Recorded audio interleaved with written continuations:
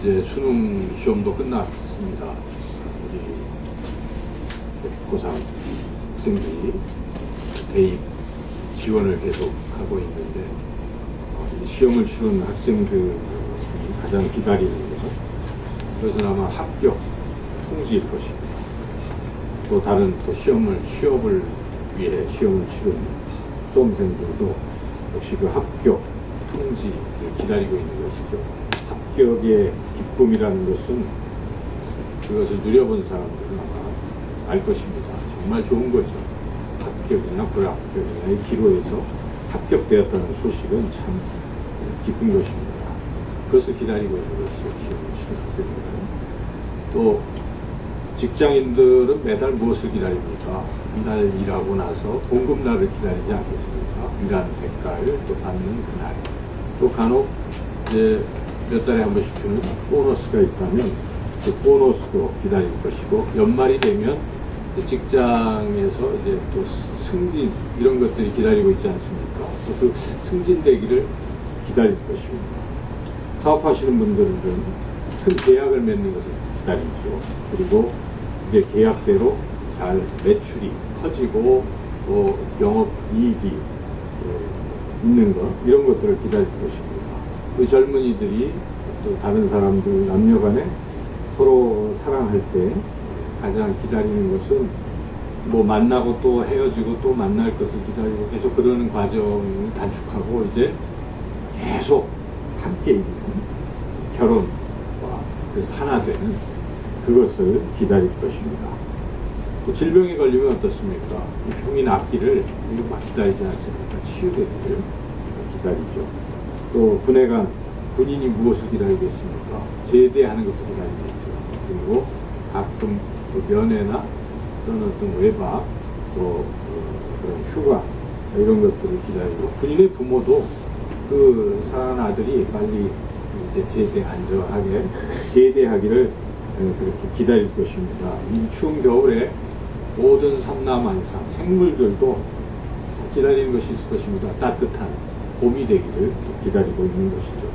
그런 것들을 생각해 보면 우리 인생은 어찌 보면 무엇인가를 기다리고 또 기다리고, 그것이 이루어질 때 기뻐하고 또 기다리는 것이 우리 인생이라고 생각이 됩니다.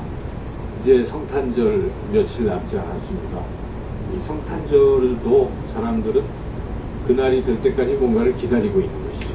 어떤 사람들은 이번 성탄절에는 누구를 만나서 어디서 재밌게 즐겁게 지내야지 빨리 손꼽아 그날이 오기를 기다리는 사람들도 있을 것입니다. 여러분은 지금 이 순간 무엇을 기다리고 있습니까? 특별히 이 다가오는 성탄절에 무엇을 기다리고 있습니까? 그 기다림, 그 바램이 무엇이든 그 기다림과 바램을 이루어주시는 분이 계시다는 것입니다. 바로 우리 예수님께서 그러한 기다림, 소원을 이루어 주십니다.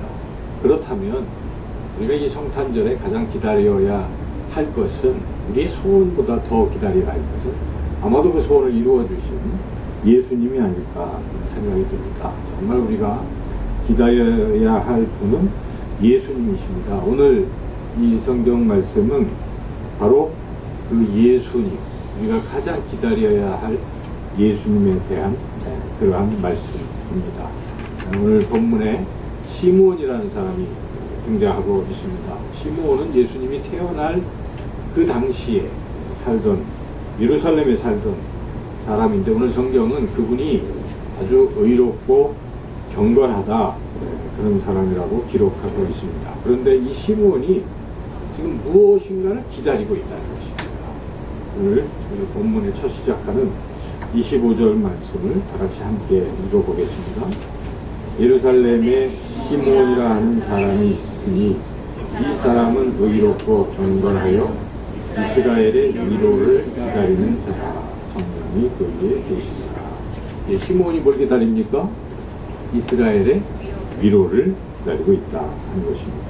이스라엘의 위로. 근데 그 이스라엘의 위로를 누가 주십니까? 그 이스라엘의 위로를 누가 주십니까? 오늘 본문은 위로를 주시는 분을 소개하고 있는데요. 26절 읽어보겠습니다. 그가 주의 그리스도를 보기 전에는 죽지 아니하리라 하는 성령의 지시를 받았다. 25절과 26절은 연결되어 있는데 25절은 시몬이 곧 기다리고 있다는 것이죠. 이스라엘 위로를 기다리고 있다고 하는데 여기에 성령께서 시몬에게 기다리고 있는 시몬에게 약속을 하시죠. 예언의 말씀을 합니다.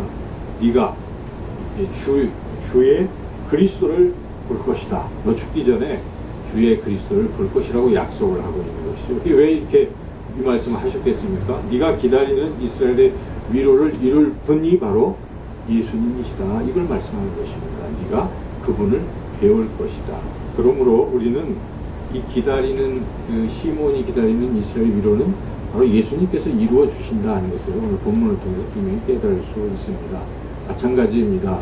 우리가 바라는 것들, 우리가 기다리는 것들, 우리의 소원들은 예수님께서 이루어 주시는 것입니다. 그래서 예수님이 내 이름으로 무엇이든지 구하라 내가 시행하리라 이 말씀하지 않습니까? 그래서 우리는 이 기다림을 이루는 분이 예수님이라 하는 사실을 우리가 알고 이 예수님을 우리가 정말 이 성탄절에 기다려야 할 것입니다. 이제 그 시몬이 기다렸던 위로, 이스라엘의 위로가 무엇인지를 자세히 살펴보려고 합니다. 그것은 단지 시몬이 기다렸던 그런 것이 아닙니다. 모든 인류가 기다리는 그러한 것이죠. 그래서 이 시몬이 기다렸던 이스라엘의 위로의 참된 의미를 잘 우리가 깨달은다면 우리가 바로 기다리는 그것의 내용을 우리가 가장 중요한 내용들을 깨달을 수가 있습니다. 그 시몬이 기다렸던 이스라엘의 위로가 무엇인지 이제 시몬을 생각해 보면 시몬은 어떤 사람입니까? 그게 의롭고 경건한 사람이라고 했습니다. 의롭고 경건한 사람과 하나님과의 말씀의 관계가 어떻다고 생각하십니까? 여러분, 하나님의 말씀도 없이 의롭고 경건하게 살 수 있는 사람이 있겠습니까? 여러분 신앙을 생각해 보시면 여러분들이 의롭게 그리고 하나님 앞에서의 삶을 사는 분들은 대부분 다 그런 사람들입니다. 하나님의 말씀을 가까이 하는 사람들이겠죠. 하나님의 말씀을 멀리하는 사람들이 의롭다, 경건하게 산다 그렇게 말하기 참 어렵습니다. 이 시몬도 마찬가지일 것입니다. 시몬을 의롭다, 경건하다라고 이렇게 누가가 평가를 하고 있다 하는 것은 무엇이겠습니까? 그가 하나님 말씀에 정통한 사람이고 하나님의 말씀을 늘 묵상하던 사람이라는 것입니다. 그래서 그는 구약, 그 하나님의 말씀은 그때 당시 사람들은 신약이라는 건 없잖아요. 구약의 말씀이에요. 구약의 말씀을 잘 아는 사람들이라는 것입니다. 어떤 말씀을 주로 읽었을까요? 여기 위로라는 단어가 나오는 어떤 말씀일 것입니다. 그래서 신학자들이 그런 구약의 말씀들을 다 찾아본 결과 그것은 이사야서의 말씀이라는 것입니다. 이사야서에는 내 백성을 위로하라 이런 말씀도 나오잖아요. 이사야서에. 그래서 위로라는 단어가 상당히 많이 반복되고 있습니다. 아마도 시몬은 그 단어, 그 말씀을 보면서 바로 하나님께서 이스라엘을 위로하신다 하는 것을 생각하게 되었을 것입니다. 그래서 그런 관련되는 말씀을 우리가 생각하면서 바로 그것이 예수님께서 시몬에게 이루어주시는 그 기다림을 이루어주시는 것이요. 또한 오늘날 우리들의 삶에서도 이루어주시는 그런 것이 우리가 깨달을 수가 있는데 첫째로 우리 예수님은 황폐함에서 회복을 이루어주신다는 것입니다. 황폐함에서 회복을 이루어주시는 것입니다. 이사야서 51장 3절과 52장 9절 말씀인데 제가 한번 읽어보겠습니다. 잘 들어보십시오. 나 여호와가 시온의 모든 황폐한 곳들을 위로하여 그 사막을 에덴 같게 그 광야를 여호와의 동산 같게 하였나니 그 가운데에 기뻐함과 즐거워함과 감사함과 창화하는 소리가 있으리라.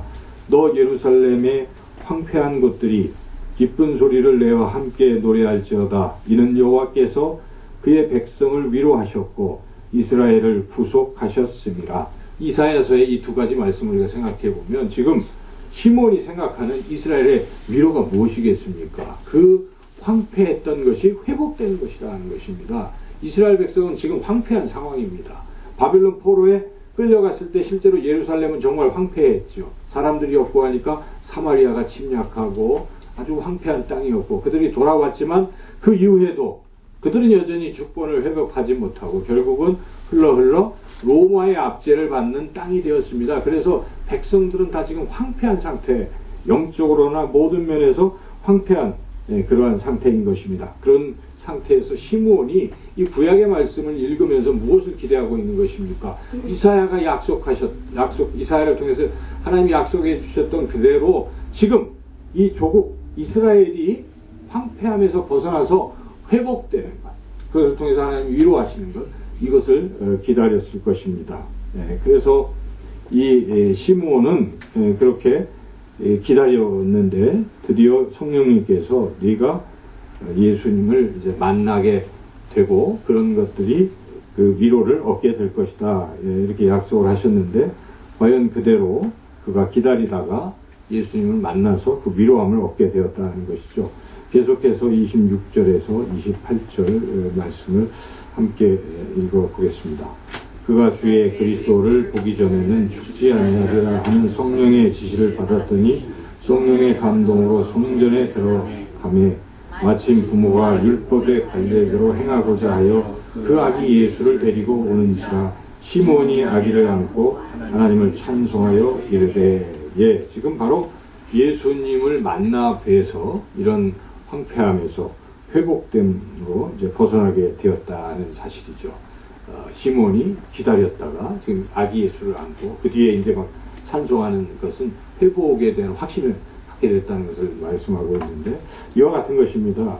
우리의 삶이 때로는 황폐할 수 있습니다. 올 한 해를 살면서 정말 감사를 드리지만 또 아직도 여전히 황폐한 또 이런 부분들이 있을 수도 있습니다. 사업에 우리가 실패할 수도 있을 것입니다. 재정적으로 많은 손해를 볼 수도 있을 것입니다. 또 가정이 불화하여 깨져가고 있을지도 모르겠습니다. 이러한 황폐함을 바로 우리 예수님께서 회복시켜 주신다고 오늘 약속을 하시는 것입니다. 그래서 우리가 그 회복을 믿고 내가 회복되리라, 그리고 그것을 기대하고 소망을 품으면 과연 예수님께서 그 믿음과 소망대로 회복해 주시는 줄로 믿습니다. 그러나 회복에 대한 믿음도 없고 회복에 대한 소망도 없는 사람들은 그냥 여전히 황폐함 속에 살아간다는 것입니다. 그러나 우리 예수님이 오늘 말씀을 통해서 내가 이 성탄절을 맞이해서 너희를 시켜주실 것이라고 약속하시는 것이기에 우리가 이 회복의 메시지를 들으시고 여러분 힘을 내시고 주님, 저를 회복시켜 주심을 믿습니다 하고 그렇게 힘차게 나아가시기를 주님의 이름으로 축원합니다. 둘째로 예수님은 무엇을 이루어 주시는가? 억압에서 구원을 주신다 하는 것이죠. 오늘 이제 시므온이 예수님을 만나고 아기 예수를 안고 그가 이제 이 위로를 얻은 것을 내용을 이야기하기 시작하죠. 그래서 찬양을 하며 말하는 것이 29절부터 쭉 32절까지 나오고 있는데 그 내용 하나하나가 바로 위로의 내용이라고 볼 수가 있어요. 위로가 이루어지는 내용이라고 볼 수 있는데 그 중에서 우리가 특별히 30절 말씀을 같이 한번 읽어보겠습니다. 30절 시작. 내 눈이 주의 구원을 보았사오니. 바로 이스라엘의 그 위로의 핵심 내용은 구원이라는 것입니다. 구원. 이제 구원이 이루어질 것이다. 지금 이스라엘이 로마의 압제에서 벗어나서 억압에서 벗어나서 구원을 얻을 것이다. 이러한 확신을 갖게 된 것이죠. 과연 우리 예수님은 구원자로 오신 것입니다. 우리가 성탄을 맞이하면서 가장 깊이 생각해야 될 것은 예수님은 구원자로 오신 것이다 하는 것을 결코 잊어서는 안 됩니다. 그래서 우리가 다른 성경의 본문들, 예수님이 태어나시는 장면의 본문들이 마태복음에 또 나오지 않습니까? 마태복음에 예수님이 이 땅에 오신 사건을 무엇이라고 그렇게 말씀하고 있습니까? 마태복음 1장 21절인데요. 그것은 성령님께서 예수님의 어머니 되신 마리아의 남편 요셉에게 꿈에 나타났잖아요. 그리고 이야기한 내용이 바로 1장 20절, 21절인데 그 중에 21절 제가 한번 읽어보겠습니다. 아들을 낳으리니 이름을 예수라 하라. 이는 그가 자기 백성을 그들의 죄에서 구원할 자이심이라 하니라. 바로 죄에서 구원한 분이 바로 예수님이시라 하는 것입니다. 그 예수님은 죄에서 구원하시는 분. 같은 누가복음에도 그 앞에 보면 예수님께서 태어나신 날 천사가 이번에 목자에게 전한 소식이 있지 않습니까? 그게 누가복음 2장 10절에서 12절에 나오는데 그 중에 11절 말씀을 제가 한번 읽어보겠습니다. 오늘 다윗의 동네에 너희를 위하여 구주가 나셨으니 곧 그리스도 주시니라. 구주라고 그렇게 천사는 증언하고 있습니다. 구주가 무엇입니까? 구세주, 구원자라는 뜻입니다. 바로 우리 예수님은 우리 인류를 구원하시려 이 땅에 오신 것입니다. 우리가 성경을 통해서 분명히 깨닫는 것이죠. 근데 무엇에서 구원하는 것입니까? 여기 언급된 대로 죄에서 구원하는 것입니다. 우리가 죄에 놓이게 되면요, 참 어렵습니다. 여러분, 죄책감에 사로잡히면 도저히 헤어날 길이 없지 않습니까? 결국 죄책감 때문에 어떤 사람들은 그 무게를 이기지 못해서 자살하는 사람도 상당수 있어요. 그렇죠? 자기 책임, 죄, 이거 어떻게 할 것인가? 도저히 경찰에게 이제 가야 되니까 뭐 그냥 생을 마감하는 경우가 비일비재하지 않습니까? 이 죄라는 문제가 해결이 안 되고서는 이 땅에서도 산다는 게 참 힘든 일일 뿐만 아니라 또 죄에 대해서는 심판이 있지 않습니까? 우리 죽음 뒤에도 이 죄 문제가 해결되지 않고는 우리가 견딜 수 없는 것이죠. 바로 이 죄의 이 문제를 바로 예수님이 해결하시기 위해서 이 땅에 오신 것입니다. 이게 가장 핵심이죠. 십자가 사건은 우리의 죄의 짐을 주님께서 짊어지시고 죄 사함을 위해서 그 십자가에서 죽으신 것이죠. 예수님은 그렇게 구원자로서 우리를 죄에서, 그리고 또한 죄를 짓게 되면요, 누구보다도 마귀가 억압을 하기 시작합니다. 너 죄인이지? 참소하기 시작합니다. 계속 정죄하는 거예요, 마귀가. 그래서 우리가 마귀의 이제 손아귀에 딱 사로잡히는 것입니다. 그 마귀의 그 억압에서 우리가 또 벗어나야 되는 것인데, 바로 예수님께서 죄에서, 마귀의 억압에서 우리를 벗어나게 하신 것입니다. 예수님께서 그 마귀를 멸하러 이 땅에 오셨다. 십자가를 통해서 마귀를 멸하셨다고 히브리 기자는 그렇게 증언하고 있는 것입니다. 예수님은 죄짐을 짊어지시고 죄사함을 주시고 또한 그 마귀를 예수님이 진멸하심으로 우리를 죄에서 또 마귀의 억압에서 그렇게 구원하신 것입니다. 어떤 부잣집에 아들이 한 명 있었습니다. 외아들인데 아버지가 이제 외출을 할 때 그 아들이 이것저것 가지고 놀다가 보니까 아버지가 정말 아끼는 게 하나 있었는데 보니까 막 그 오래된 고려 청자 뭐 이런 거예요. 이거 깨뜨리면 큰일 나는데 그거 들여다보고 하다가 깨뜨려 버렸어요. 근데 이거 어떡하나 하고 있는데 마침 그 집에 하인이 그걸 봤어요. 그래서 그 뒤로 하인이 목에 힘을 주기 시작합니다. 그리고 너 아버지한테 일러. 그래서 그날부터 이제 이 하인은 계속 그 아들을 시켜먹는 거예요. 자기 일하고 자기 일할 거를 아들에게 네가 해, 네가 해. 다 시키고 이 아들은 꼼짝없이 그 약점 때문에 이제 그 하인에게 계속 이제 이렇게 종로로 타는 이런 신세가 된 것입니다. 그러던 어느 날 이 아들이 참 견딜 수가 없어요. 아버지 볼 면목도 없고 그래서 아버지 앞에 갔어요. 그래서 아버지, 사실은 제가 아버지가 아끼는 그 도자기를 깨뜨렸어요. 뭐 이렇게 얘기를 하는 거예요. 그랬더니 아버지가 다 알고 있단다. 근데 나는 기다렸다. 네가 그것을 네 입술로 고백할 때까지 기다렸노라. 나는 이미 용서했다. 그렇게 말씀을 해서 이 아들이 마귀 그 하인에게 이제 어떻게 했겠습니까? 종로를 안 하는 것입니다. 똑같은 거예요. 우리 신앙이 그런 것입니다. 우리가 죄 때문에 약점을 잡히는 거잖아요. 그 마귀가 또 여러 사람들 혹은 세상에서도 마귀짓 하는 사람이 있어요. 남의 약점 잡아가지고 그거 가지고 어떻게 하려고 하는, 이래 우리가 꼼짝 못하고 살아갈 수가 있습니다. 마귀가 우리를 억압하는 것입니다. 죄가 우리를 억압하는 것입니다. 그런데 우리가 그것을 예수님 하나님께 고백하는 순간 우린 자유함을 얻는 것입니다. 예수님은 이미 우리 죄를 다 짊어지고 십자가에서 죽으셨어요. 하나님 우리 이미 용서하셨습니다.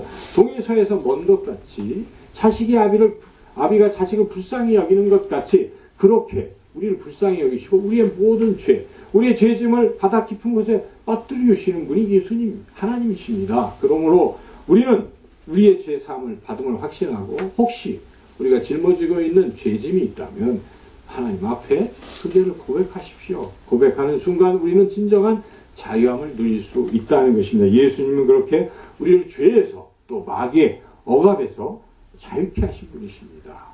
우리가 이 성탄절을 기다리며 이 기간 동안에 그러한 부분들이 여러분 모두 다 회복되시기를 주님의 이름으로 축원합니다. 셋째로 우리 예수님은 어둠에서 빛을 주신다 하시는 것입니다. 어둠에서 빛을 주십니다. 그 말씀 가운데 32절 상반절 말씀만 한번 읽어보겠습니다. 이방을 비추는 빛이요. 자, 이 시므온이 지금 노래하고 있어요. 네, 여러 가지를 노래하는데 그 중에 이방을 비추는 빛. 지금 이방을 비추는 빛. 이방은 죄에 얼룩진 곳, 어둠의 곳입니다. 그렇죠? 이 시므온이 지금 이방을 이야기할 때. 근데 그것에 무엇이 비칩니까? 빛이 비춘다는 것입니다. 바로 예수님이 빛이십니다. 우리는 요한복음을 통해서 예수님이 빛이신 것을 분명히 깨달았습니다. 빛이신 예수님께서 어둠을 밝히시고 어둠을 물리친다 하는 것입니다. 우리 삶에서 우리가 어둠 속에 자꾸 다니게 된다면 죄를 자꾸 지게 될 것입니다. 여러분 컴컴한 데 자꾸 다니고 컴컴한 데 좋아하고 하는 사람들은 어떻습니까? 결국은 죄를 짓고 마는 것이죠. 아무도 보이지 않는 어둠 속에서 죄를 짓는 것입니다. 그래서 어둠이라는 것은 성경에서는 그렇게 죄를 짓는 곳, 악한 곳으로 이렇게 표현하고 있습니다. 가룟 유다가 예수님 배반할 때 밤에 어둠 속으로 나가더라 이렇게 성경은 표현하고 있습니다. 그러니까 죄를 지러 나갔다는 것입니다. 여러분 어둠이라는 것은 죄를 상징하는 것인데 그런 어둠 속에 있으면요 죄를 지을고 또 하나 뭐가 뒤따르냐면 공포가 뒤따릅니다. 어둠 속에 가보십시오. 두렵지 않습니까? 무섭습니다. 그래서 죄와 공포 속에 있는 가운데 그 어둠에 빛이 비추면 우리 짓던 죄도 멈추고 더 이상 죄 가운데 거하지 아니할 것입니다. 그리고 모든 두려움과 공포는 다 사라지게 된다는 것입니다. 우리 예수님께서 바로 그 어둠을 없애주시고 그 어둠에서 광명의 빛으로 광명으로 인도하시려고 이 땅에 오신 것입니다. 그래서 우리가 그 성탄절을 맞이할 때 그래 어둠의 부분들을 예수님이 다 물리쳐 주시겠구나 하는 마음을 가지고 이 기간 동안 여러분 기도하시면서 모든 어둠에서 벗어나시기를 주님의 이름으로 축원합니다. 자, 이제 네 번째로 예수님은 멸시와 천대에서 영광을 주신다는 것입니다. 오늘 본문의 32절 하반절도 마저 읽겠습니다. 주의 백성 이스라엘의 영광입니다. 이스라엘이 지금은 어떤 상태입니까? 멸시, 그 로마의 압제 속에 있으니까 멸시를 당하겠죠. 그리고 천덕꾸리 같이 멸시와 천대 속에 있는 것입니다. 그런데 예수님께서 그 이스라엘 백성들을 이제 영광스러운 존재로 바꿔 주신다 하는 그런 뜻입니다. 오늘날 우리가 이 세상에서는 예수님을 믿는 사람들도 세상 사람들부터 때로는 멸시도 받고 또 천덕꾸러기 같이 그러한 상태에 있을지도 모르겠습니다.